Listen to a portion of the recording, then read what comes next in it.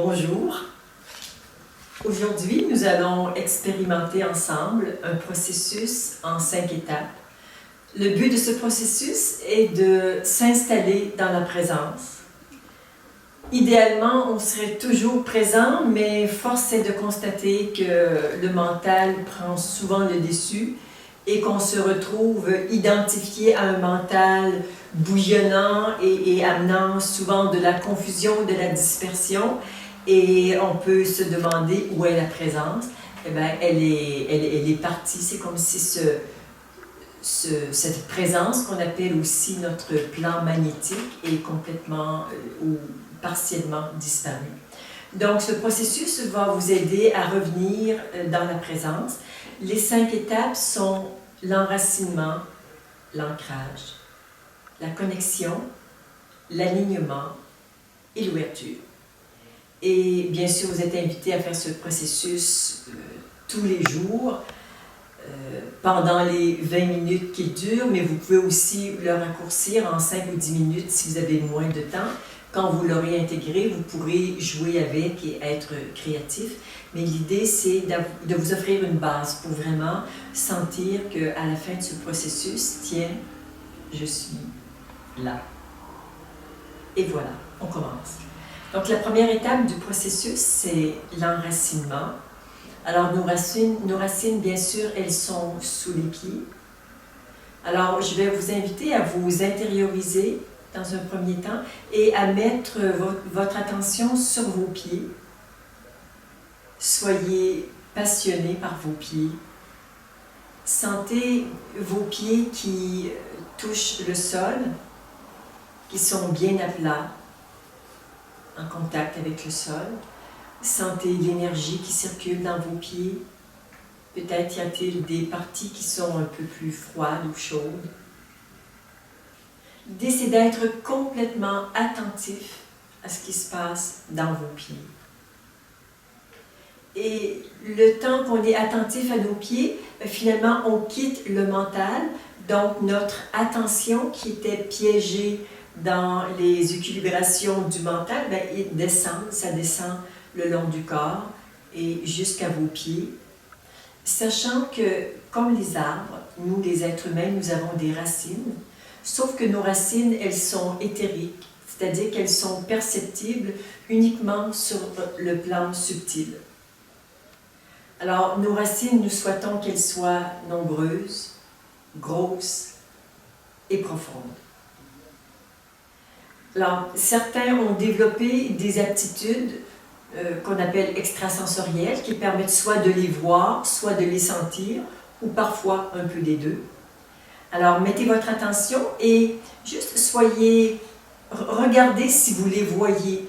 Il ne s'agit pas d'imaginer des racines, qui est un acte créatif, mais plutôt simplement de regarder si vous avez la possibilité de les voir sur le plan subtil, ne serait-ce qu'un tout petit peu, d'avoir une sensation de quelque chose, et d'utiliser la puissance du verbe créateur pour demander à vos racines d'être profondes, grosses et nombreuses. Et à partir du moment où vous émettez cette intention, vous sentez que ça travaille, qu'il se passe des trucs et qu'elles sont de plus en plus grosses et nombreuses. Et plus vous allez faire le processus, plus ça va se faire rapidement et plus vous allez rester bien enraciné. Grâce à vos racines, vous vous sentez relié à la terre, vous vous sentez être un enfant de la terre. En plus de cette reliance, les racines servent à nous nourrir, un peu comme pour les arbres. Donc, la terre-mère vous donne à chaque instant ce dont vous avez besoin. Ça peut être de la vitalité, si vous vous sentez fatigué. Ça peut être du courage, de la douceur ou une force intérieure. Vos racines servent en même temps à vous libérer des énergies en basse vibration dont vous n'avez plus besoin. Ces énergies sont généralement créées par le mental. Alors, comment on fait? Simplement, vous pouvez visualiser que l'énergie part du dessus de votre tête qu'elles glissent le long de votre corps et même à l'intérieur de votre corps. Ces énergies descendent jusqu'à vos pieds et empruntent le chemin de vos racines pour être transmutées par la terre-mère.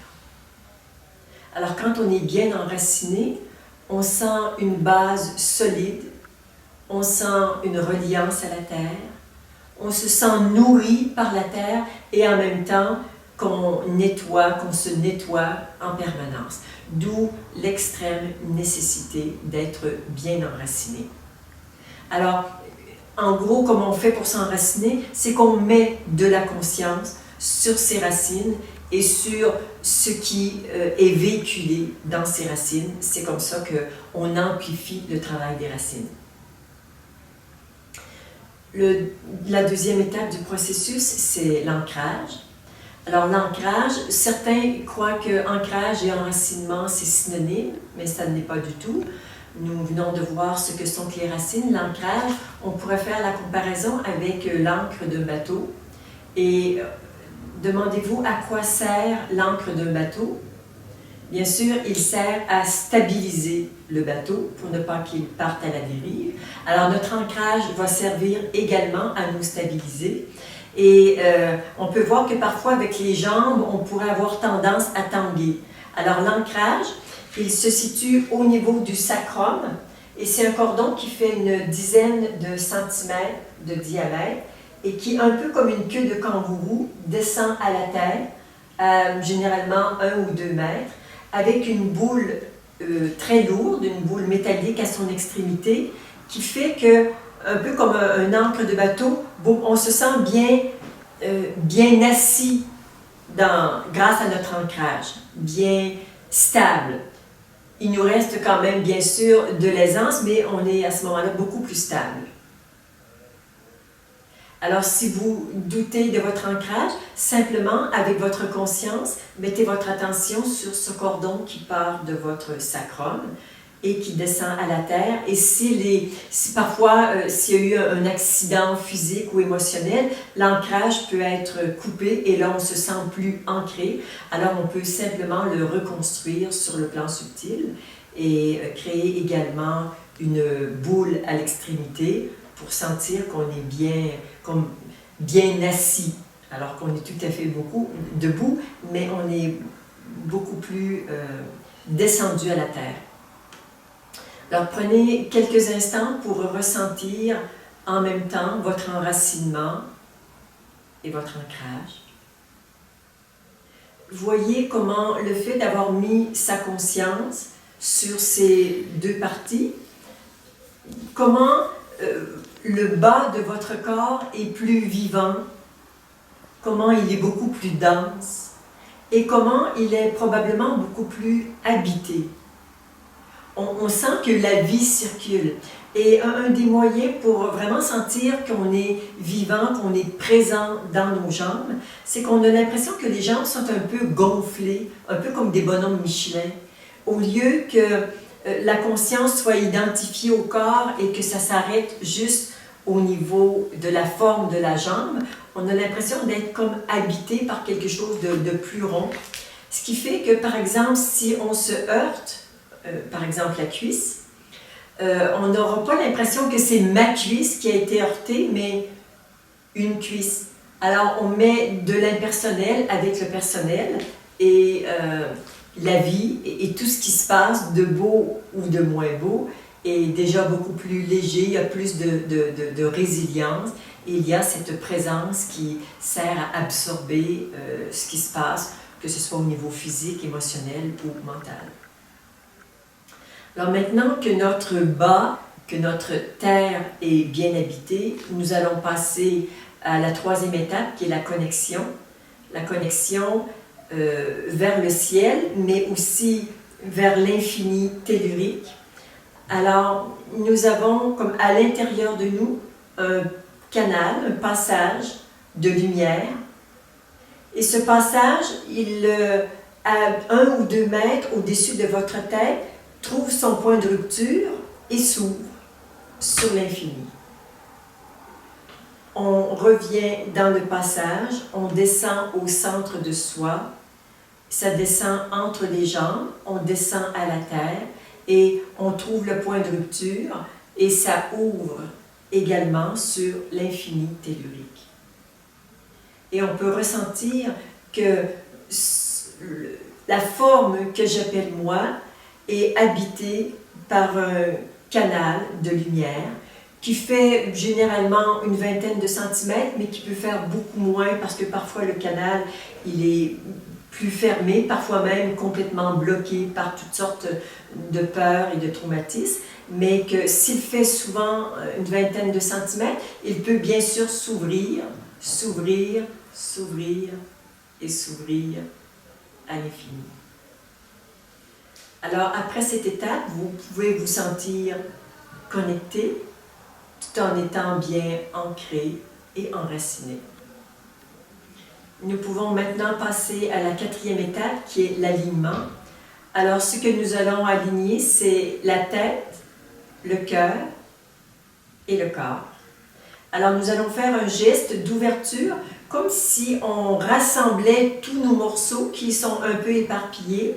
Et au-dessus de la tête, je dis alignement et je fais le geste en mettant mon attention sur l'alignement de la tête, du cœur et du hara. Donc, vous pouvez faire ce geste au moins 3 fois, un peu plus si vous en avez envie. Alignement. Et là, je sens que tout s'aligne, tout se place. Généralement, un sentiment de paix, de bien-être sont les résultats de ce geste d'alignement.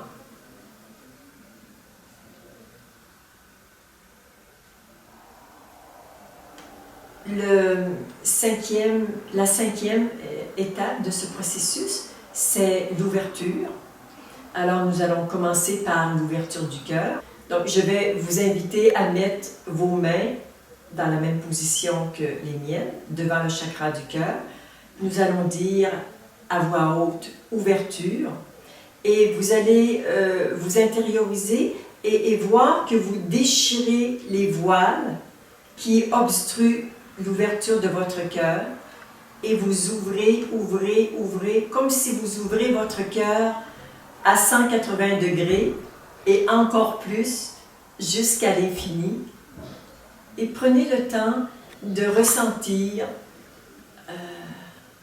le bonheur de vivre cette ouverture, d'être sans protection, d'être tout à fait vulnérable, mais ouvert. Et dans cette vulnérabilité, je dirais, la vie peut me traverser complètement. Donc, elle entre et elle sort. Donc, je suis comme nettoyée en permanence. Que ce soit de mes émotions ou de celles des autres, mais ça favorise grandement la circulation. Et vous allez sentir que votre cœur est joyeux quand il fait ce qu'il sait faire, c'est-à-dire prendre et donner. Prendre et donner. Alors, vous pouvez faire ce mouvement d'ouverture 2, 3, voire 4 fois pour vraiment sentir la beauté et la joie d'un cœur qui est ouvert. Après l'ouverture du cœur, nous pouvons faire l'ouverture de l'esprit en mettant ses mains devant son troisième œil et encore là pour enlever les voiles qui gênent votre lucidité. Vous ressentez bien que vous déplacez de l'énergie et que vous ouvrez votre esprit, que vous l'ouvrez à 180 degrés. Alors, vous pouvez refaire ce geste 2, 3 ou 4 fois. Après le troisième œil, on peut faire au niveau du hara pour enlever les protections qu'on a mises contre la maltraitance, la sienne ou celle des autres. Alors, je dis ouverture et là, j'enlève toutes les protections parce que maintenant, ma principale protection, c'est ma conscience et l'amour que j'ai pour moi et pour les autres. Donc, vous le faites 2, 3, 4 fois. L'ouverture au niveau du corps. Ensuite, on peut le faire au niveau du plexus solaire, qui est le centre de la volonté, pour non plus se concentrer sur ma propre volonté, mais que ma volonté fusionne avec la volonté céleste ou universelle. Alors, j'ouvre et j'enlève toutes les protections, toutes les limitations pour qu'il y ait fusion entre la volonté personnelle et impersonnelle. Et nous pouvons terminer par le chakra de la gorge pour éliminer les obstacles à l'expression naturelle de ce que je suis en tant qu'être et en tant qu'humain. Alors, ouverture, et j'ouvre à l'infini pour enlever tous les obstacles. Alors, après cette 5e étape, qui est l'ouverture, prenez quelques instants pour vous intérioriser, sentir en même temps votre enracinement, votre ancrage, votre connexion, votre alignement et votre ouverture. Prenez le temps de ressentir et de peut-être trouver le mot que vous pourriez mettre sur ce nouvel état qui vient d'émerger grâce à une façon très spécifique et intentionnelle de où je mets mon attention. Minimalement, vous pourriez vous sentir présent, simplement, je suis là, complètement là, j'habite tout mon corps. Souvent, un sentiment de paix se présente suite à ce processus. Merci et au revoir.